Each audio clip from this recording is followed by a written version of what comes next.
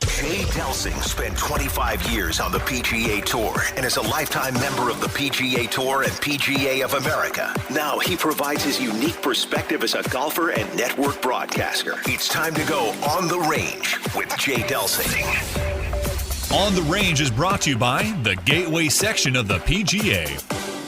Hey, good morning. This is Golf with Jay Delsing. Pearly, you're here. Where the hell are you this morning? Hey, it doesn't really matter. I'm just ready. I got my Michelob in one hand, my walleye fishing pole in the other hand, and my microphone in another hand. I am ready for the show, baby. Mead, how many hands is that? That's a lot. That's too many, isn't At least it? he's got the Michelob Ultra, though. That's important. Ambidextrous. I'm ready to go. Let's keep going here. Let's not tell him. Okay. All right, cool. Well, we formatted the show like a round of golf. The first segment is called the On the Range segment. It's brought to you by Vehicle Assurance. 866-341-9255. If you need a new warranty, if your warranty's gone, if you need some additional coverage for your vehicle, whatever you need, you can call them now. Pearl, quick update on social media. Go. It's going very well. Go. All right, cool. Way to go, Pearl. Also want to thank Bob and Kathy Donahue at Donahue Painting and Refinishing, 314-805-2132. If you need a little bit of refreshing on the inside or the outside of your home, call Bob and Kathy. Great people. They do better work. They are wonderful, and I appreciate their support on the show. All right, John. Got to sit down this week with John Smoltz, MLB Hall of Famer from the class of 2015. He's won a Cy Young Award winner. He is a Cy Young Award winner, a World Series champion, and now he's playing on the PGA Tour Champions, trying to see if he can kind of make the crossover. So it was really a cool conversation. Really appreciate his honesty, his candor. I think people are going to like it. I certainly liked it. I think it was one of your best, and I think he's got his biggest challenge he's ever had in front of him with his playing professional golf. But we get to talk about that in a little bit. Yeah, no doubt about that. I want to talk just a little bit about this association that we have with the Gateway section. Really appreciate them supporting the show. John, I sit there and think about my early days when my dad would drop me off. So intimidating. I'm 12 or 13 years old. He dropped me off at a course. I don't know anybody there, and I'm going to start caddying. And I don't know how to caddy. I barely know how to play. And it was, typical of the way Jimmy Delsing ran things. He just kind of dropped you off in the deep end, and you start paddling somewhere. But, John, every single step of the way, the head pro, especially back in that time, was a massive figurehead in my world.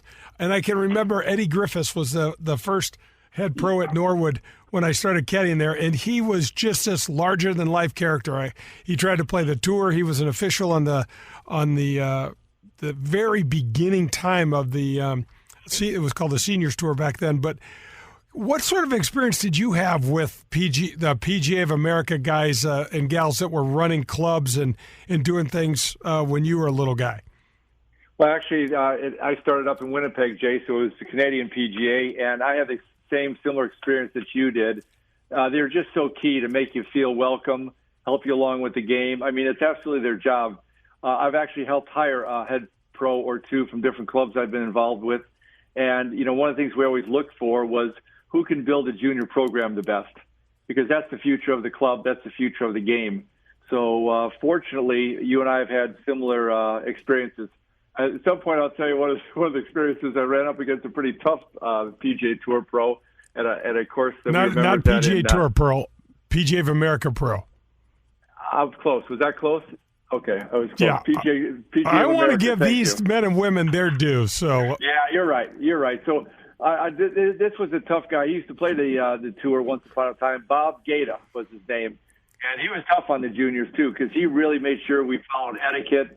Kept our clubs clean, kept our clubs in order, and that was a tall task for me back then. And you didn't like being told what to do too much, did you? Yeah, neither one of us are too good at that. Oh, don't go throwing me under the bus. This was your story, man.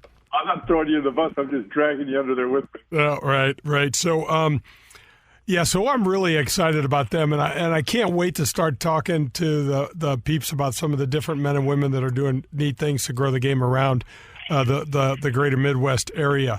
Our buddy Trevor Dodds and Garth Beyer have this tournament that they're supporting, an international team event. I don't know that much about it, but they've been running it over in Europe and over in South Africa. And I do know that if you qualify, there's an all-expenses-paid trip to Portugal. So go to ipgolfusa.com to learn more. We'll be talking a little bit more about this in the weeks to come. Pearl, that is going to wrap up the On the Range segment. We're going to talk a little bit about John Rahm and this whole COVID and being DQ'd 6-stroke lead. But we got to end the On the Range segment. Let me talk real briefly about our Tip of the Cap segment. Our Tip of the Cap segment today is brought to you by Dean Team of Kirkwood, 314-966-0303. And the tip of the cap is appropriately the PGA professional. The men and women that run your club, that run your local driving range, the teaching facility. These guys work long, hard hours and are tireless soldiers to try to make our golf experience better. So thank you all. And our tip of the cap is brought to you by the Dean Team of Kirkwood. Colin and Brandy are great over there. They hook Pearlie up with a car, 314-966-0303. This is going to wrap up the On the Range segment. Don't go anywhere. The front nine's on its way. It's Golf with Jay Delsing. Hello, friends. This is Jim Nance, and you are listening to Golf with my friend Jay Delsing. Did you know that the Gateway section of the PGA is comprised of over 335 members and over 200 facilities? I didn't either. Every time you drive up to your local country club, public facility, or driving range, there's an excellent chance that it is run and operated by one of the many members of our section. Since the time I was first introduced to the game, a PGA of America professional was there giving lessons, running the golf shop, and growing the game. The many men and women of the Gateway PGA section spend countless hours behind the scenes doing hundreds of little things to make our golf experience enjoyable. PGA Reach, Drive, Chip, and Putt, PGA Junior League, Rank and Jordan Golf Program. Those are just a couple of the many programs run and supported by our section. To learn more or to find out how you can get involved, go to gatewaypga.org, the Gateway PGA, growing the game we love. Are you looking for a great career? Do you like meeting nice people, working with your hands, and fixing things inside the home? Marcone Appliance Parts Company would like to encourage you to consider a high-paying career in major appliances repair and service. Major appliance service technicians are in very high demand. Major appliance techs work regular hours and make excellent money. They work local in their own communities and are home every night. It is an incredibly stable industry and highly rewarding work. Discover more about your new career in major appliance services today by contacting a local appliance service company in your hometown. In Southern Illinois, contact Jeff Klein at Mount Vernon TV and Appliance Center. The phone number is 618-242-1579. Marcone Appliance Parts Company is based in St. Louis, Missouri, and is the largest distributor of major appliance parts in North America and proud distributor of General Electric parts. I am delighted to welcome Marie Davila to the Golf with Jay Delsing show. I'm sure you know where it is, but in case you don't, Marie Davila is a landmark out in West St. Louis County. It's located on the corner of Clayton and Weidman Roads. It's also on 21 beautiful rolling acres right on the way out to Queenie Park. It's a country club-like atmosphere. It's iconic, and it's absolutely gorgeous.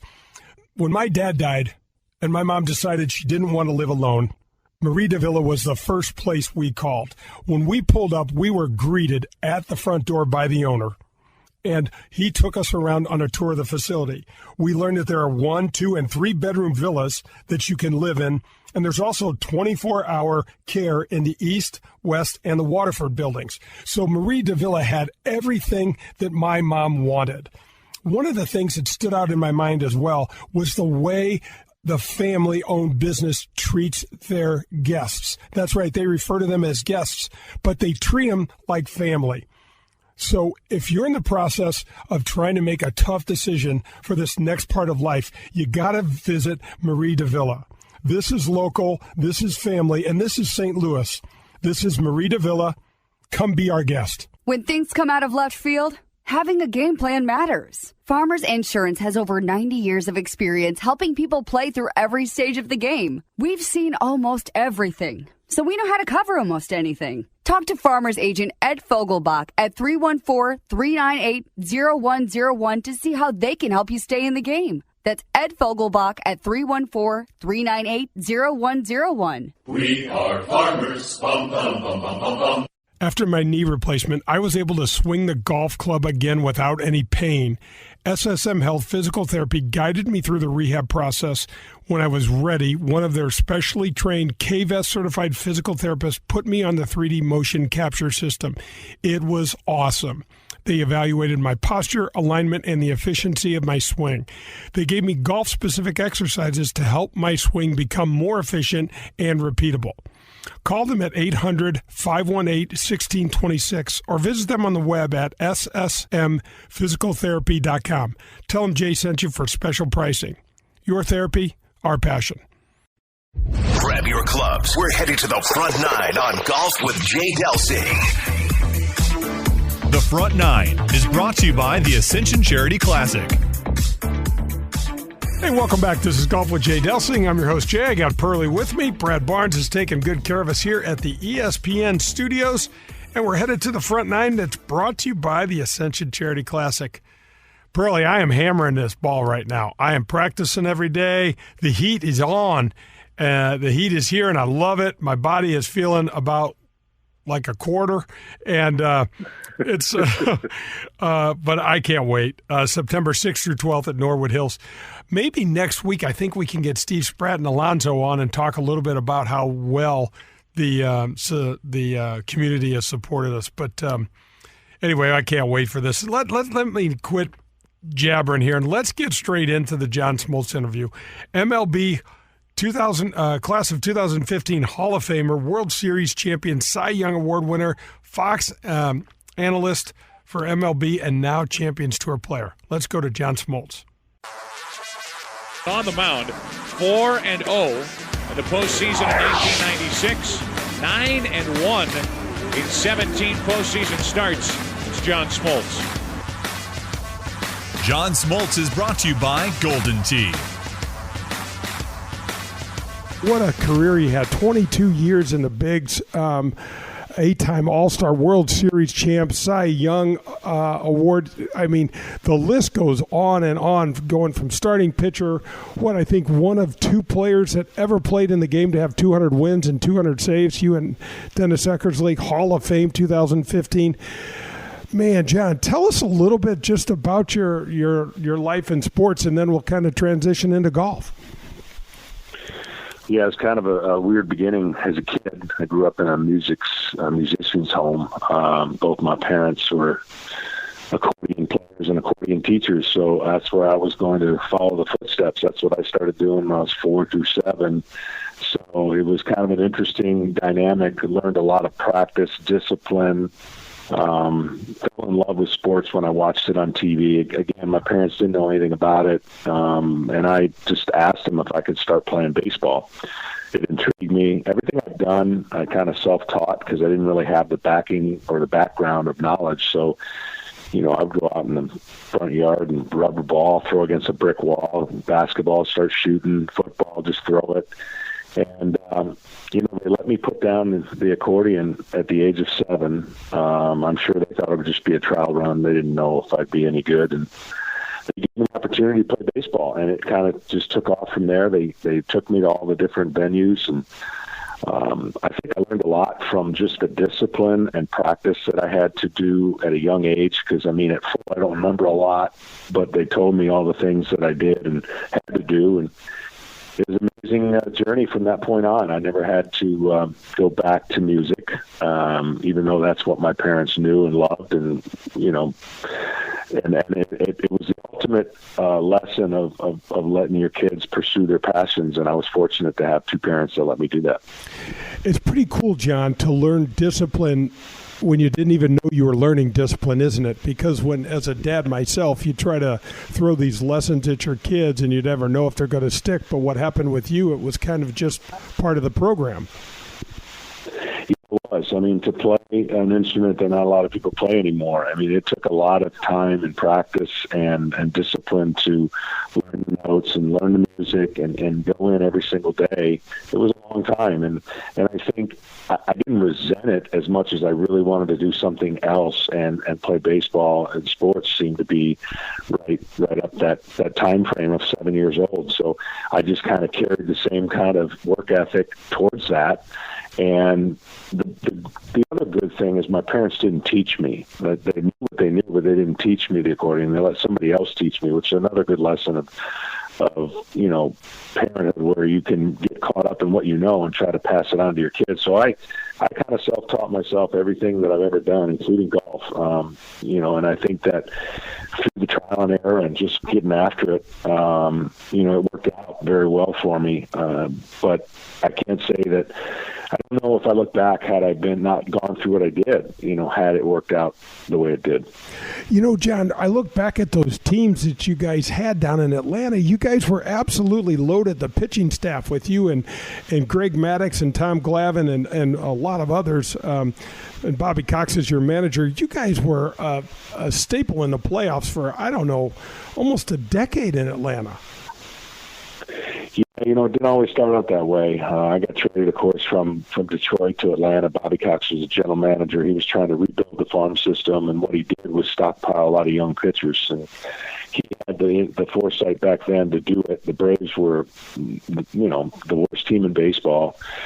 And Tom Glavine's, Steve Avery's, the Kent Merkers, the homegrown pitching that they established, along with some key moves, enabled the club to rebuild and sustain success for 14 straight years in the postseason. And I was certainly glad to be part of it. Tom Glavine was part of it and brought over Maddux. Like I said, Steve Avery was homegrown. Kent Merker was homegrown. Pete Smith. A lot of young players that were part of the organization that you could never foresee that kind of success or sustained success. But man, was it lean times there for the Atlanta Braves for a long time. And in 1989, when I was there, we lost 100 games. 1990, we started to show some sort of turning it around, but, close to, we lost 90-some games. In 91, we shocked everybody and really turned into a miracle-type season that turned into an incredible run. And you could see it coming with the young players that were being developed in the big leagues, and just the learning by tough lessons and learning by failure and getting the opportunity to just go out there every start, regardless of what happened, and learn. And that's the era, thankfully, that we were able to pitch in and learn, because I don't think that would have happened in today's game. It doesn't happen in today's game. So I was very fortunate to be under a general manager that turned my manager, Bobby Cox, and instilled the confidence in us and let us do our thing and saw what we were capable of doing. And then the run just ensued. John, it's really difficult when you take these massive, almost dreamlike steps and go from high school to the big leagues, to Major League Baseball, professional baseball, and then to the big leagues. But one of the things I get a kick out of, and not a happy kick, but I listen to people when they talk sports radio and say, these guys are used to losing. And I'm like, none of us that ever played lost much when we were younger. We were usually the best players on teams, and our teams were usually pretty damn good. Losing sucks, and talk a little bit about the difficulty of experiencing that. Yeah, you get pretty negative, right? And I think joining the club, I was excited with the opportunity because they needed pitching. And when you make your big league debut, you feel like you're on an island by yourself. Even though the team's not very good, you're just elated to be part of it. And then you realize, as collective group, what is it going to take to win, and how are we going to get to that point? Never dreamt it would happen based on the current environment. So you get pretty negative, and you have to find a way to get outside of that negative environment. And you start bringing in some leaders like we did, Terry Pendleton, Sid Bream, Rafael Belliard. These were guys that won in other organizations. Terry Pendleton, of course, with the Cardinals. And they start teaching you things, and you start learning the ways to be successful and to be a champion. And then all of a sudden you start gaining confidence, and you don't think so negatively. But on an individual basis, there's a lot to be learned, and you try to figure out what you need to do to get to the next level. And after every season, I would have like this self-analysis of what I needed to do to be better the following year, and went to work right away. And I think that kind of pursuit of trying to be great propelled me to not only 22 years, but year to year to try to find a way to be a little bit better. And I learned along the way to enjoy the ride a little better, but I whipped myself pretty hard early to try to navigate this, unknown career to try to become the pitcher you always want to be. See, my expectations were greater than anybody else's, and boy, did they have a lot of expectations put on me. And so what I learned to match, the work ethic with the desire to be great and not be afraid to fail. And that's the biggest key component in anything that we did. And individually, not everybody can accept the fear of failure, and that it really kind of suffocates them from being better than they can be. And I just never gave into that, and I never let fear of failure kind of master me. Oh my gosh, it shows what the unbelievable achievements. John, when you talk about prep, and I talked to guys, I said, gosh, I get to interview Smoltz on the show, and they said, man, he took such great care of his body, and that was obvious the shape you were in. But there's a hell of a lot more mental prep that goes into baseball than I think 90% of the fans have any idea about. It's a long season, and there's a lot of things that can take your attention away from the details you need to do to be disciplined. Back to the word discipline. You think about it, you pitch once every 5 days. Those 4 days in between are just as important. But those 4 days in between can get you distracted and away from the routine if you don't find one. And I think for me, I say this 100% with accuracy, and Maddox and Glavin says the same thing. We developed a friendship not only on and off the field, but with golf. And golf kept us fresh. It allowed us to take our mind away from a game that's ever consuming. And once every 5 days, if you do your job, it's the best job in the world. But if you don't, it seems like forever to get back out the mound to kind of, take up for what you weren't able to do, or make up for what you weren't able to do. So I loved the structure of starting pitching, and I loved the fact that I knew what I got to do each and every day, and it was just creating a discipline to do it. And so we played a lot of golf, and it kept our minds fresh. But when you talk about preparing for a game, you can over-prepare, and you can consume so much that your brain is overloaded. I think individually you have to know what your intake is, what you can handle, and what you don't. And I liken it to this. It's kind of a corny illustration, but if there's two people putting a 4-footer, and one takes 35 seconds and the other takes 3 minutes, and the guy who both misses, they're going to accuse the guy of 35 seconds not concentrating. Well, that's not necessarily true. The process by which each guy goes about is important enough to what makes give them the best chance to make the putt. And it's the same thing with pitching. If you work fast and you know your routine and you know how to, there's things that get you out of your routine. You just have to find a way to adjust. And I was kind of that guy. I was not fly by the seat of my pants, but I let it all hang out when I was out there with my effort and emotion, and it worked for me. But I wasn't a guy that could sit the night before and go through the game and overthink it. I didn't think about pitching until I actually went out to the mound. I was prepared. I knew what I wanted to do, but I didn't consume it. I didn't want to think about it all day. And the only thing I would tell my family is, on the day that I pitch, just don't ask me a lot of questions. And the reason I said that is because I'm trying to make 115 to 120 decisions. And I want to focus on those decisions that day. You can ask me all the questions you want in between, but I didn't want to get bogged down with a lot of things on game day that could take away from the decisions I had to make, because those were the decisions that we were faced with. It's not just as easy to put down a finger that a catcher put down and you just go, okay. We took control over our careers, and on the mound, we kind of called our own game. Yeah, John, it's so interesting to watch what some of the players do. Bob Gibson's legendary stories. I think Chris Carpenter has the same kind of lure here in St. Louis that on game day when they were pitching, everybody just steer clear. And so I think what's interesting, at least for how we're going to tie this into golf, is to get into a routine that works for you. And it's kind of a trial and error basis, especially when you're young. It sure is. And for a guy who didn't pick up golf till about 21 years old like I did, I still haven't found that routine. I'll tell you what my routine is. Get in the cart, play as fast as I can, and play as much as I can. That is fun to me.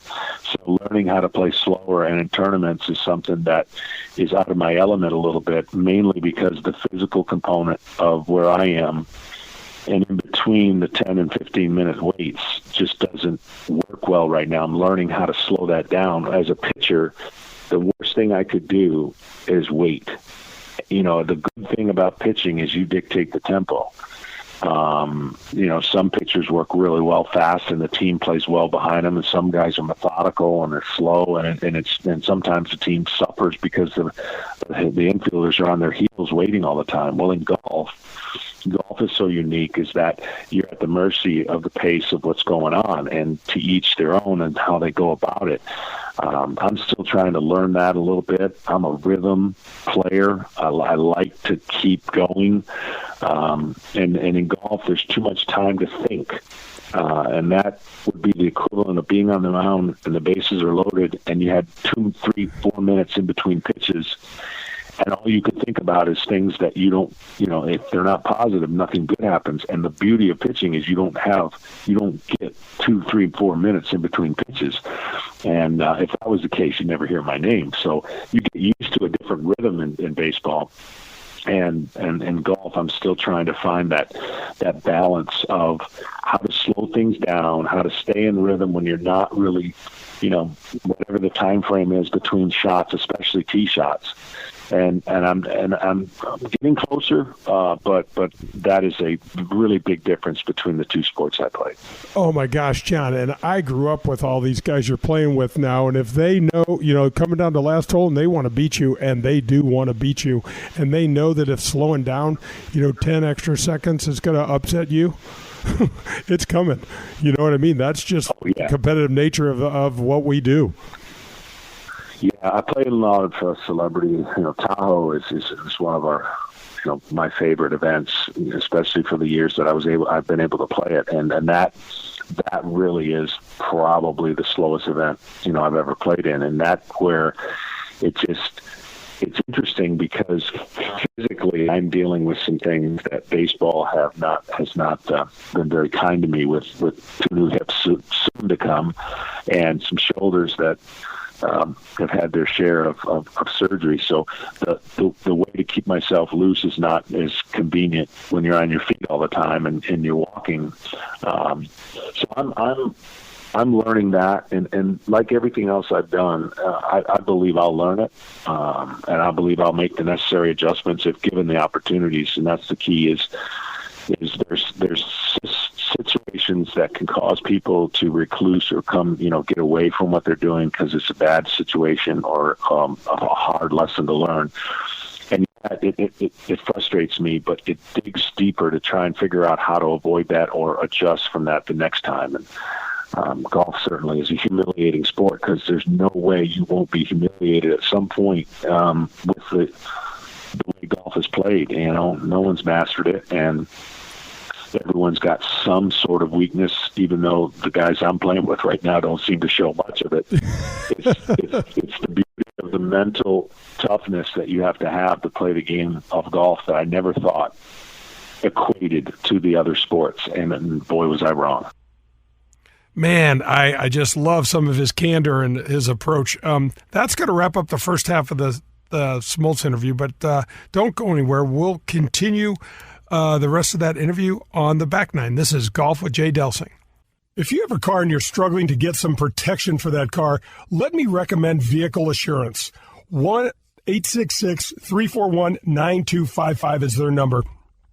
They have been in business for over 10 years and have a 30-day money-back guarantee, which is one of the reasons why they have over 1 million satisfied customers. They are known for their painless claims process and their premium vehicle protection. So whatever that car looks like, they can help you. You can find them at vehicleassurance.com or call them again at 866-341-9255 for a free quote. Get the protection and the peace of mind you deserve. Don't miss the hottest rookie class in PGA Tour Champions history. Stars like Phil Mickelson, Ernie Els, Jim Furyk, and more compete at Norwood Hills Country Club September 6th through the 12th. Join legends Jack Nicklaus, Tom Watson, and Hale Irwin to celebrate the PGA Tour Champions' newest event. Professional golf returning to St. Louis in 2021. The Ascension Charity Classic presented by Emerson. Tickets, clubhouse passes, hospitality suites, pro-am foursomes on sale now. Visit AscensionCharityClassic.com. I am with my buddy Joe Sheezer from USA Mortgage. Hey, Jay, how are you? Doing great, Joe. Thanks so much for the support of the show. I really appreciate the opportunity. Congratulations. This is your third year, and we're really proud to be a sponsor all 3 years since the very beginning. It's a great show, and we look forward to it every Sunday morning. Well, thanks a bunch. Tell us just a little bit about USA Mortgage and what you can do for people. Well, USA Mortgage is a ESOP. It's an employee-owned company, so over 1,000 families here in St. Louis work for the company. So if you want an opportunity to patronize a local company, please call USA Mortgage 314-628-2015, and I'll be more than happy to sit down with you, go over your options, discuss all the different programs that are available, and give you an opportunity to support a local company. That's awesome, Joe. Thanks so much. Appreciate it, Jay. Thank you.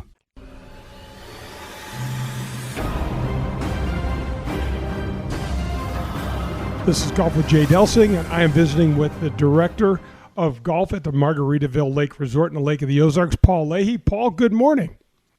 Good morning to you, sir.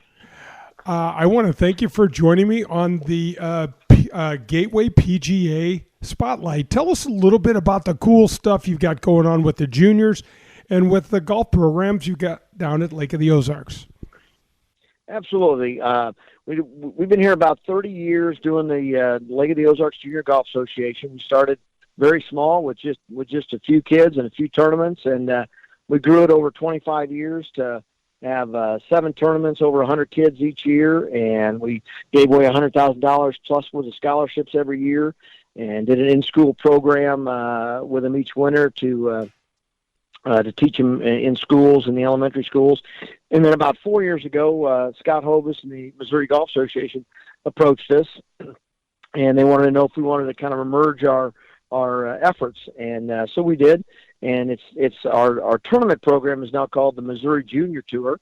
I've been involved with it about 4 years now, and they've taken the program and just kind of put fire to it. They've improved it from a 7 tournament series to about a 14 tournament series. They've got paid people that are doing the program, and we go all over mid-Missouri, and we sell out almost every week. The first tournament was actually today. And we had it at Eldon Golf Club, and I believe they sold out at about 120 kids. And it's just a phenomenal program for the kids in mid-Missouri to get their feet wet in golf. And then from the Lake of the Ozarks Junior Golf Association, we're still doing our scholarship program. We gave away 8 scholarships this year, totaling over $6,000. We still did our in-school program, even with the COVID restrictions this winter. So it was a great time, and we're continuing to grow the game down here. Paul, congratulations. Give us a number where some of our folks can reach out if they want to get involved. The best number is probably just to call me at the Margaritaville Lake Resort at 573-348-8522. You've seen it and played it in bars over the past 30 years, and now you can bring Golden Tee to your home. Complete your basement or man cave with the popular arcade game, The Ultimate Virtual Golfing Experience. Over 80 courses, unique game modes, and you can even challenge a buddy in online tournaments. However you play, you will be the talk of your neighborhood. Visit home.goldentee.com to learn more. I want to tell you about Dean Team Volkswagen of Kirkwood. My friend Colin Burnt runs the store over there, and he helped me buy a used Volkswagen for my daughter Jo when she turned 16. We've had the car for over a year. It's running great. It's nice and safe, and we've taken it there to get it serviced just recently. Pearlie, that does the show with me, just bought a nice Toyota truck from Colin. So I want you to know that if there's any sort of vehicle you need, anything at all, you can get it at the Dean Team Volkswagen of Kirkwood. You can call them at 314-966-0303 or visit them at deanteamvwkirkwood.com. We're halfway there. It's time for the Back Nine on Golf with Jay Delsing. The Back Nine is brought to you by Fogelbach Agency with Farmers Insurance.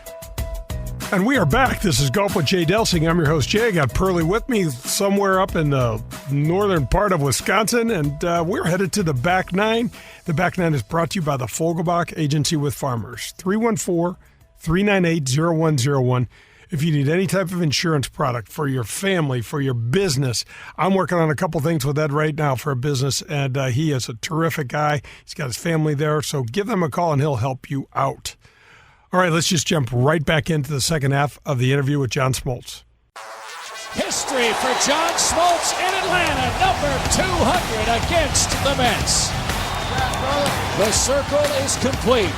Maybe the greatest trio of pitchers in the history of the game to work for one organization. Maddox, Glavine, and Smoltz, all three of them with their 200th career win on the turf at Turner Field. A standing ovation for John Smoltz as his spot in Cooperstown cemented. John Smoltz is brought to you by Golden Tee.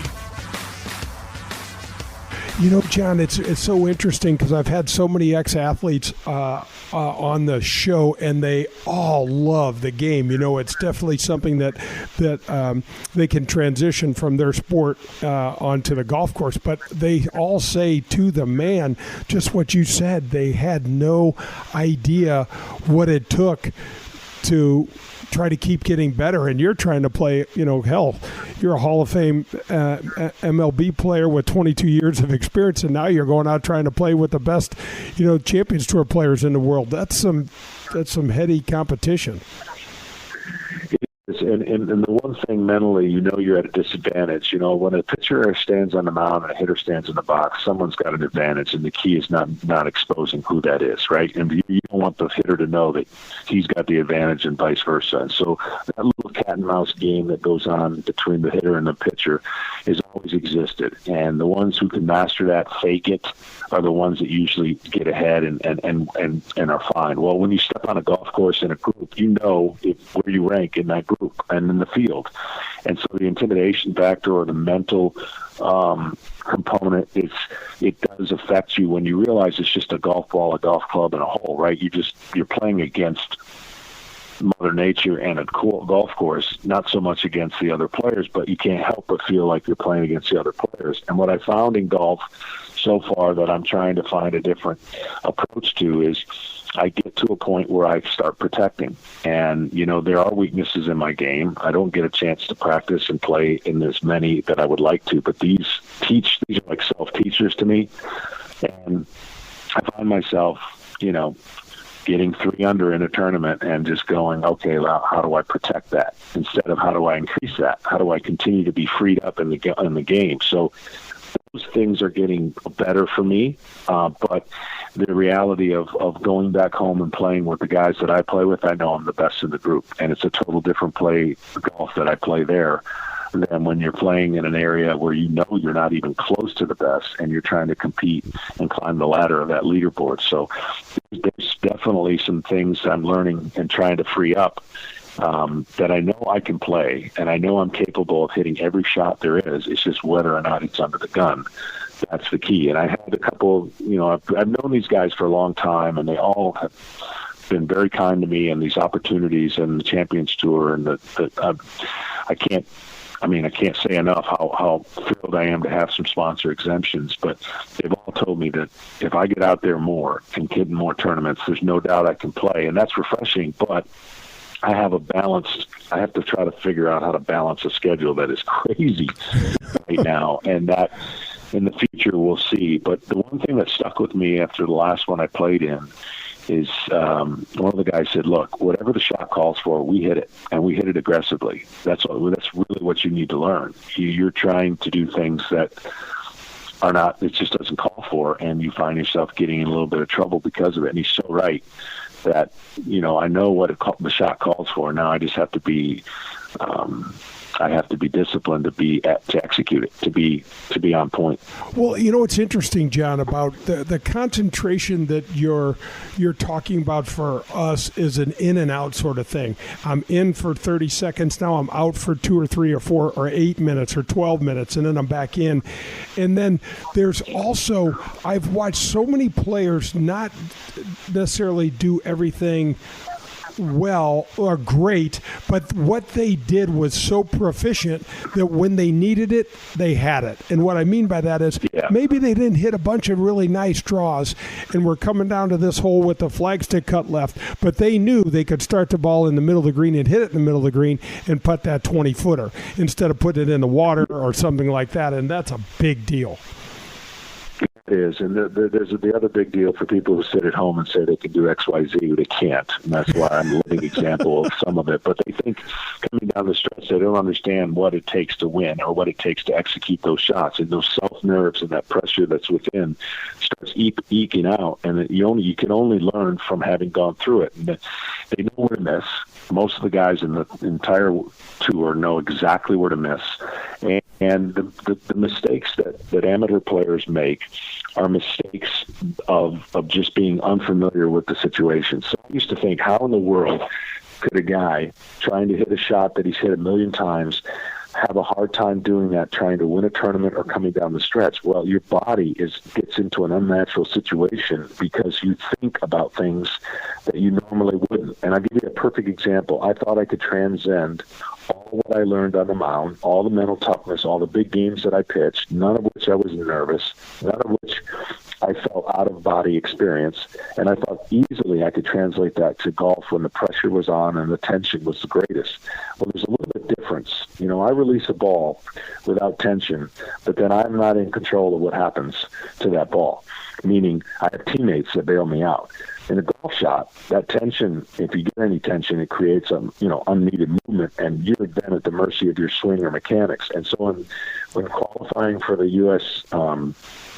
Senior Open, I found myself in a position unlike anything other in my life. I teed off early in the morning, and I birdied 15, 16, 17, and missed an 8-footer on 18 for 68, and waited 7 hours and 45 minutes to get in a three-way playoff for one spot. So now I get in that position, and I think, okay, it's not a big deal. But the big deal, 7 hours and 45 minutes of waiting, was a big deal. Well, I get to a position after the third playoff hole. It's just two of us. And my competitor hit a ball in the water off the tee, and I hit it in the bunker off the tee.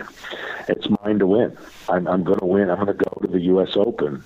And I get to the bunker shot, and instead of thinking it through, I get in there, and all I'm thinking about is I'm going to the U.S. Open.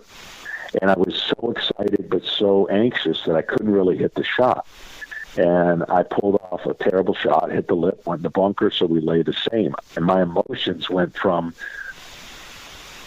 elation to just like in the trash. And I had to kind of focus back on everything's okay. Well, long story short, I ended up 2-putting and he 3-putts, and I go and qualify for the Open in the Broadmoor, and I'm screaming because it's the biggest accomplishment of my life. But the whole thing that led up to it, I couldn't believe where my brain went, and where it went was in a place you can't let it go ever. And I learned so much from that, and of course competed in Broadmoor.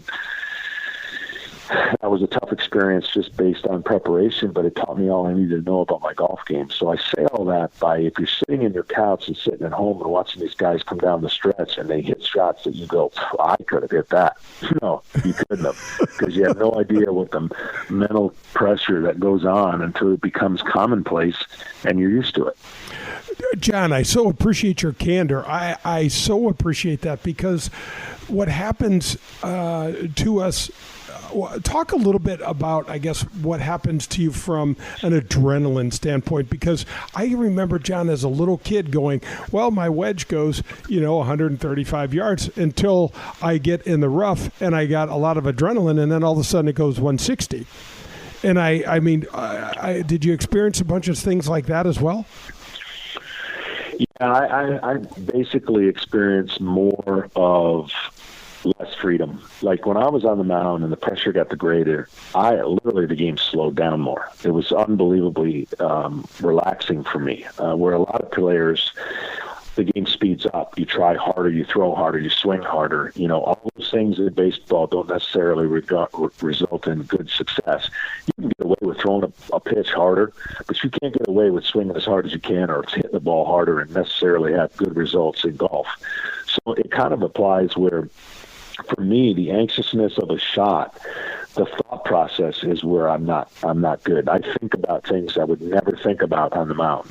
Like, I am a big believer, and yet I fall in this trap. Don't say don't. Right. Like, when I was on the mound, you can't say don't hang this slider, or a catcher can't tell me don't hang this, or a coach. I don't want to hear don't, because my brain doesn't hear don't. It just hears the end result, hang slider. And the same thing when I'm on the golf course, I'll tell my caddy, just give me a positive command. Don't give me a don't hit it left. Because inevitably that's what my brain starts thinking about. I don't think, you can, it's like telling somebody, if you're standing in a room and say, whatever you do, do not look at the floor right now at the spider. Well, inevitably everyone's going to look down. Right. So I think that's part of what I've been doing here in Madison lately. I've been working on every shot having a purpose and having a shape to it, and what I think would equate to a good shot. And it's changing a little bit of how I've approached, rather than get up, hit the shot, and then, chase the results. So I'm really learning that part of the mental focus that you really need. And that's the thing. Like, I've played in some events early in my career that I got sponsor exemptions to, and I could not believe how much my brain drifted because how long the rounds were. And I found myself in places where it just doesn't work. And now I know why some of these guys are at the level they're at, because their ability for 4.5, 5.5 hours to stay, like you said, on and off, but when they're on, they're locked into their routine. It's incredible. I think the last tournament I played in, there was a backup of 2 groups, I think 3 groups on a par 5, and that was about 35 minutes before I hit another tee shot. Well, I don't have the reps and the mechanical down. I have too many different swings. So what swing do I go to after 35 minutes? And that's what I'm learning to try to get back to is, everyone needs a go-to swing. You got to have a go-to shot. And I always thought that playing golf, you had to have every shot. And that's just not true. I played with too many guys who only have one shot, and they play it every time. and they're really good at it. John, it's amazing, but having what we call an out shot, you can't play without it. You can't, having something that you can go to, you'd love to be able to hit a draw all the time, but some days you wake up and the ball won't turn right to left. It just won't do it. I was amazed at that thinking about watching golf as I did, growing up through the game. I thought everybody had every kind of shot. I never could understand why some guys couldn't play Augusta because of the shape of Augusta, where some guys could play a left to right course, or some guys couldn't putt from West Coast to East Coast. I never used to understand those components until you do it and you go, okay, I get it. Bermuda versus bent. Poana. I can't stand Poana. I don't know how to putt on it. Right. Those kind of things. Certain guys grew up on the game, grew up on that surface, and they love it. And so now I understand. You go into a baseball park, and everything pretty much is the same except for the hitter's eye. The mound, there's a little bit of difference. There's certain mounds in the field. You do get some, favorites and not so favorites, and I get that. But from a golf shot making standard, you realize when you play with these guys, they're really good at one thing, and they don't have to be great at everything. One of the things, John, that I picked up that helped me get to a next level that I'd love to throw at you is to disregard the results and get into the processes of my target. Meaning, like you talked about, don't. The word don't, you're absolutely right. It can't exist in a golfer's mind. The target, the shape of the shot, the feel of the shot. Like I talked to Tiger. Tiger told me you were the best athlete that's ever taken on the game that wasn't a golfer. He said he said he never played with anybody better than you. But I also asked him, what are you thinking about coming down the stretch? You've got this shot from the fairway, and it's like he's thinking nothing. It's like him and the target, and he's swinging to a picture, and he doesn't care where it goes. He just knows if he focuses on the target and uses that feel, it's going to work out. It's amazing. Having played 30-plus rounds with him and watching him practice and see what he did, it's just TV doesn't do it any justice. And I'll tell you, that's one thing I'm trying to get away from. Like, I'm a scorekeeper. I know everything, every shot. I know everything, and it's not good all the time because I start adding things up in my mind that I don't need to be adding up. You know, I mean, I'm 3 under, all right, 4 under, and there's no good things that happen when you start counting like that. And I think there's a beauty in being able to. I need to go more in my closer's role where you have bad memory and you forget what happened the day before. One shot does lead into the next for me too many times, and I'll tell you where it's gotten me is because I'm not at that level yet of being able to lead into a tournament with the time you need to be prepared. Is one bad shot that I don't expect. I'm having a hard time figuring out why that happened, and it bleeds into a few more. So the more I get a chance to be under the gun, the better that feeling will be. But it goes down to, trust. And look, I'm not trying to be somebody I'm not. I realize my place here, even with the sponsor exemption. I'm not trying to play full time. I never have, and I never will because of the way my life has been structured. So when opportunities come about in the middle of a baseball season, and I got to say Fox and MLB Network have been awesome, and they're allowing me to have special opportunities like this one. I got out of my game to play in this tournament because the opportunity was there in Madison. I literally try to swoop in and pretend like I have been locked in golf when I've just not been able to play much. And so it's a frustrating feeling, but it's enticing to think, all right, what can I do given the circumstances of the last month? How do I fake it? How do I go out there and pretend I got everything under control? Well, the beauty of golf and the ugliness of golf is it will show itself, and it will expose you if you're not at that level. So I'm getting closer, and for me, when the season's over, I want to go to Q school. I want to play and practice and see where I can take my game before my body completely fails. And hopefully that will happen in the future. But right now, my priority and my job is obviously to be the best broadcaster I can be and not let that sacrifice, even if, I don't get to practice or play for a tournament the way I would like leading into it. This is John Smoltz. He's visiting with me. This is the Golf with Jay Delsing show, Hall of 2015 class, Hall of Fame class in MLB, and now Champions Tour player. John, one of the things that I know you love, you've got the John Smoltz Foundation, Big League Impact with Uncle Charlie, Adam Wainwright here in town. You've had an evening with Smoltz and Friends where you're a charitable guy. You're raising money for others, and the game of golf and charity just go hand in hand, don't they? It really does. It's probably the greatest way to unite and bring together people for a common cause. I can't even tell you how many charity events I've played in. It's got to be well over 200-300, if not more. And the opportunities that we've been presented as athletes and the platform we've been given, thankfully to my parents, my faith, and everything that I have been able to do through the game of baseball on the jersey that I wore, the impact has been incredible, and just playing a small part of that has been something I've always been a big believer in. And there's going to be a time here soon where not a lot of people know your name, but the opportunities while you were on a stage, if you will, I tried to take advantage of. I'm probably most proud of some of the things that I've done away from the field than I've done on the field that don't necessarily gain a lot of attention, but that's okay.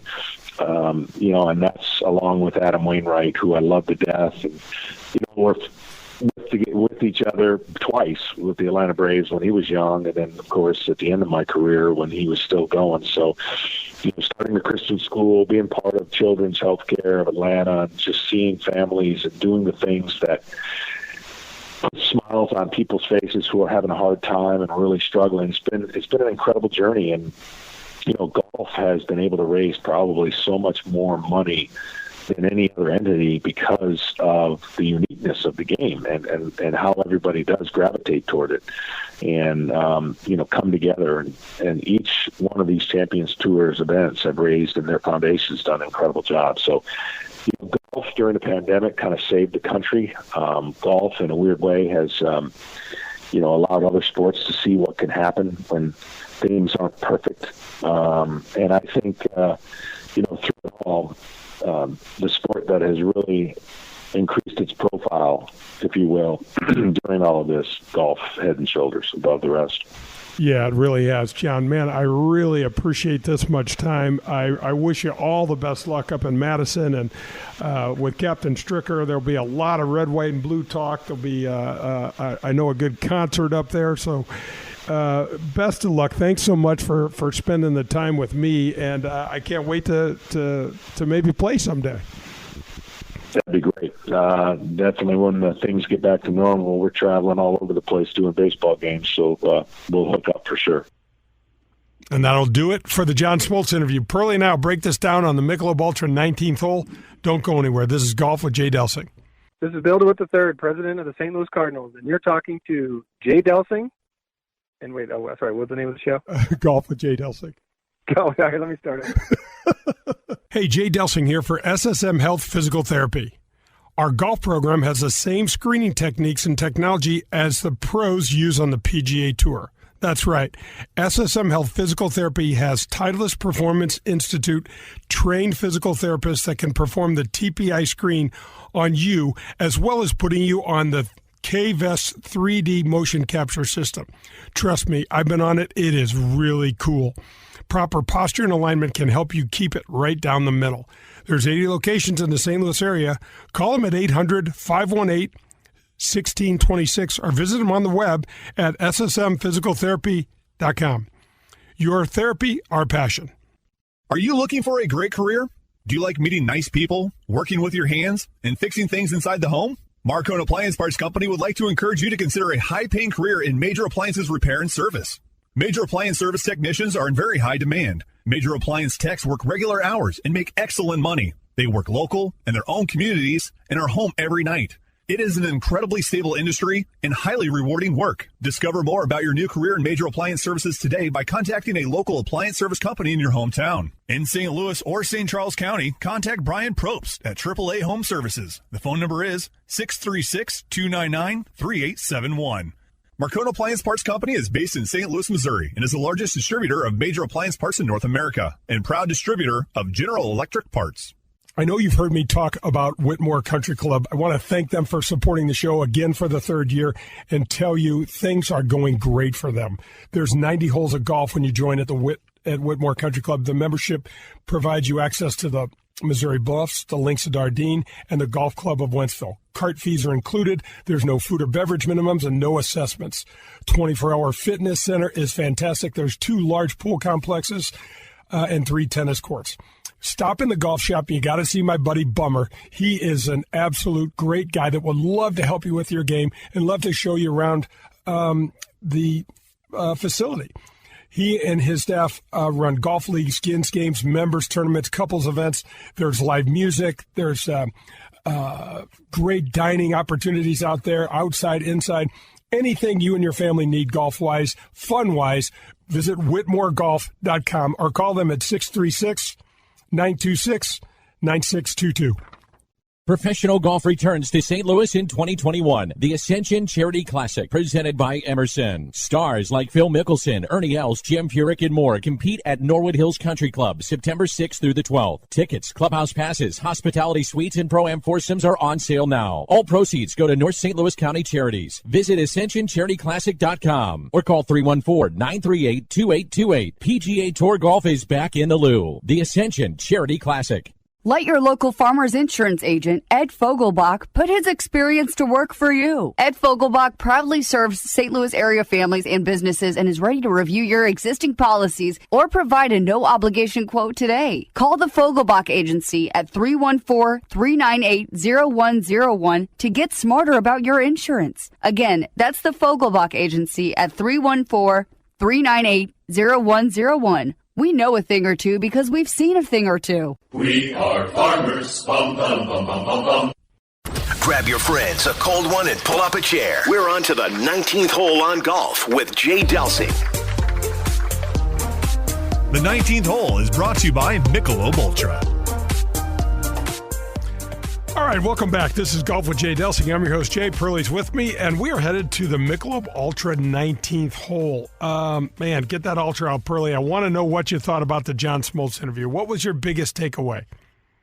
I tell you, one of my most fun takeaways was how different his parents were as musicians, how he was learning to be a musician, play music, etc., at a very young age and stuck with it, and considered that to be much of the discipline that he later used to be successful in sports. It kind of brought me back to when I was supposed to be taking those banjo lessons with my dad. Wait a minute, what? My mom bought us a series of like 8 of them, and I think we did 2. And it was all I learned was the first couple notes of "On Top of Old Smoky" on the banjo. So I wish I would have continued. I may have been more successful on the golf course. Who knows? On Top of Old Smoke, you playing the band? Wait, I don't know where to go from there. We don't have enough time. Yeah, you know, he. There's so much candor in that interview. I just loved it, and how he talked about the struggles and the difference between, golf and baseball. Pearl, the thing that jumped out in my mind is that when he's pitching a game, he basically controls the entire pace of that game. A batter can step in and out, but he's got the ball and he throws, and nothing happens until the pitch is thrown. And that is not at all like the PGA Tour, man. No, but you've made the analogy through the years, Jay, on how similar pitching is, because you're starting the action from scratch. But I like what he said, which is what you just mentioned. He's talking about a 7-second kind of routine, if you will, whereas golf, you've got minutes in between shots. And I never thought of it that way. I just always kind of thought, yeah, we're initiating action. It's hard. But when he boiled it down to say, hey, man, there's a lot less garbage that can creep in your head in 7 seconds than it can in 7 minutes or 17 minutes. And that's certainly the truth. I loved what he said about to his family when he's pitching on the day he's pitching. It's like, keep your questions to a minimum. I've got like 120 decisions I have to make, and I can't get overloaded. Well, what mom or dad can't relate to that as far as, some big deal going on down at work or some sport they're playing on the weekend or whatever. When you're on kind of already on overload, it's tough to handle those questions and different issues that sneak in there. So that was kind of fun. But there again, you can only imagine Smoltz had his whole team on the same page on how this thing was going to work. Yeah, that's right. I loved how he talked about getting connected with golf and connecting through the team and relaxing and getting away from it. Pearl, we don't have a lot of time, but the Jon Rahm thing, what is your takeaway on the Jon Rahm thing? I'm blown away that he didn't get vaccinated. Yeah, I heard somebody talking about that, and they said, well, when was he going to get it? Between his newborn child, his travel, his other tournaments. Jake, people get pretty sick from that. I got my second shot, and I was down for a full day, and I was absolutely affected for the better part of a week.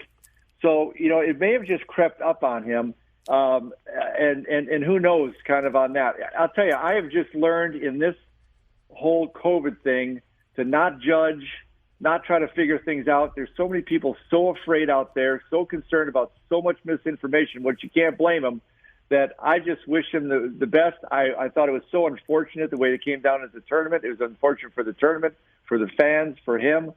So I don't know, man. I just look forward to the whole thing getting behind us. Once again, Jack Nicklaus handled it with such class and dignity and said all the right things. And, the one thing that I have to say, John, the PGA Tour protocol, we have been maybe not the 100% the leader, but professional golf has really been on the forefront somewhere about bringing us back to some sort of normalcy and the fact that John and all of the other players, when I've done some reading and made some phone calls, they all knew what was going on. They all knew this was a possibility. And you know what? Nobody liked it. I can promise you, Cantlay and Morikawa, they didn't like it. It's just different, upside down, wrong. I don't know what you want to say, but I will say this. The PGA Tour has stuck with the protocols. Those protocols have worked, and it's just unfortunate that this whole thing came down to happening the way it did. Yeah, hopefully we don't have any more of it. Everybody's doing the best they can, and I don't know, hopefully the old time heals, and let's get this behind us. Absolutely. You know what else is behind us, Pearl? This show is Yep. behind us. Yep.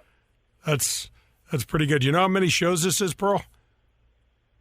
I don't either. This year or ever? Ever. I don't know this year or ever. Never mind.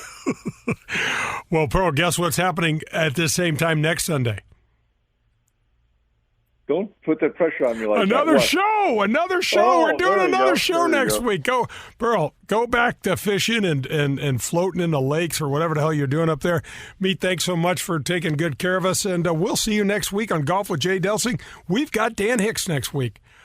Hit him straight, St. Louis. At Northern Tool, we've been powering your projects for 40 years. 40 years of drilling, welding, splitting, hammering, and whatever else you need to get the toughest jobs done. 40 years of world-class service, top-notch brands, and quality tools. Here's to 40 more. Now get exclusive anniversary deals with heavy-duty savings on our best tools and equipment. We're also giving away over $60,000 in prizes. Sign up in-store or online through June 28th. Northern Tool and Equipment. Quality tools for serious work. Why? Broke out overnight. When you can. Why? When you can.